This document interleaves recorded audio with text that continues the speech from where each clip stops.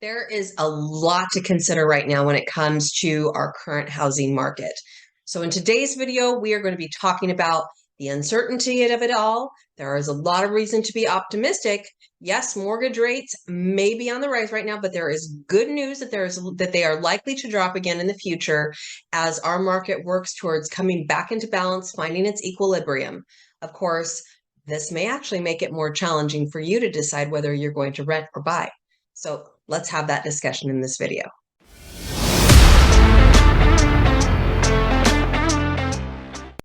Hi, I'm Katie Evans, owner and lead agent of the Living 48 real estate team. Welcome back to another one of our weekly videos. And in this video, we're talking about some really relevant real estate market discussion points that are kind of topical right now for April. So let's just dive right in. We're going to talk first about mortgage rates. Yep, mortgage rates are still kind of on the forefront of everybody's mind. If you're in the market for a new home or you're considering refinancing your current home, you've probably noticed what has happened this year with mortgage rates. So at the beginning of the year, we were in the high fives, low sixes, which kind of made for a strong start from where we were coming from. However, due to recent news about the economic uncertainty, inflation, those kind of things, we're starting to see the rates rise again. Well, as a result of that, demand has dampened, of course. Now, before you start panicking, I do want you to know what the experts are saying. And they are saying, quote, the economy is showing signs of resilience, end quote, despite this uncertain environment that we're in. And that's great news. So what we can see is a pattern in history where the 30-year fixed mortgage rate and the 10-year treasury yield have really mirrored each other, right? So like they're just kind of in line with each other. So as the treasury yield falls, as it rises and falls, the mortgage rates tend to follow right along. So on the average, the mortgage rate is about 1.79% higher than the treasury yield.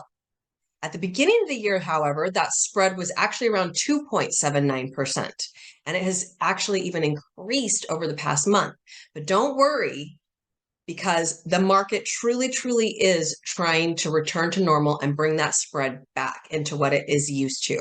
So we do think that we're going to see a subsequent drop in the mortgage rates ahead of us. All right, so that's point number one we're going to discuss today. Point number two we're going to discuss today is struggling inventory. Oh my gosh. Do I feel like a broken record for the past several years, actually? So let's talk about this long-term challenge that we continue to have in the market, and that is low inventory. So after 2008, the number of completed single-family homes was below the 52-year average for 14 years, okay? So this has really created a challenge for our buyers to find the home that they're looking for.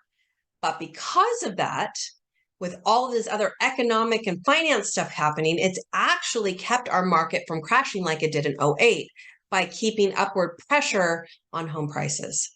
So while we are struggling with the inventory, it actually has helped maintain your current home values. So there's a little bit of push and pull in there that I think we can all say we're a little grateful for. Okay. So to kind of bring all this full circle, the real question that this affects is most of our clientele or our buyer clientele, the decision between renting and buying. Okay, so this is the big question. Should you rent or should you buy? The honest answer is that answer is going to be different for everyone. It's going to be based on your own personal financial situation. But here is what we do know. Okay, the cost of renting always increases.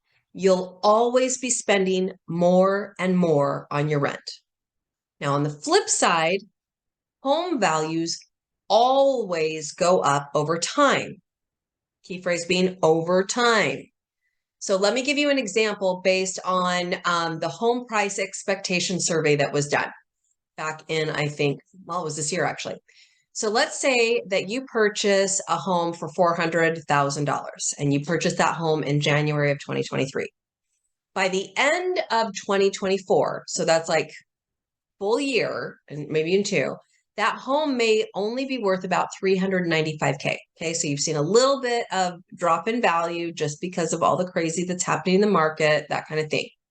However, live in that house for 5 years And we expect that home would actually be worth about $450,000. So now you've gained in 5 years $50,000 of equity, plus you've paid down the loan, so you'd be getting more equity, and you'd be earning money for yourself rather than paying for your landlord's their mortgage payment. The other thing that you're doing is that you've locked in your rent payment. Your monthly payment will have never changed through those 5 years. So there's a really great thing. Now, if you're still not sure, let me share some other good news with you.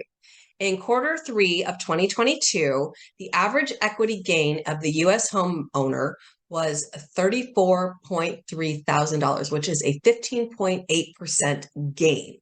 Now, that is a significant increase in your net worth just by owning a house.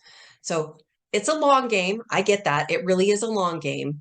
But eventually, that home appreciation is coming, and you're going to be glad that you made the choice to buy over rent. Okay. So, in summary, while the current housing market may seem uncertain, there are lots and lots of reasons to be optimistic.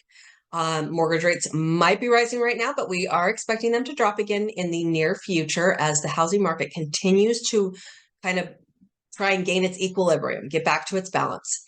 And although all those things together are going to make your decision to buy or rent kind of more challenging, the best long-term financial decision, if it is the right financial decision for you, is always going to be buying over renting. So if you're okay, if you have any questions, I would love to be that resource for you. Finding the perfect home in today's market might be a challenge, but remember, it doesn't have to be your end-all be-all home. It doesn't have to be the last home. It just needs to be the home right now so that you can start building equity so that you over time can get into that dream home as we start to see inventory loosen up and mortgage rates come back down. Okay. So give me a holler if I can be of any assistance. Whatever questions you have, make sure that you put them in the comments or send us an email. You can reach out to me directly at 480-415-1341.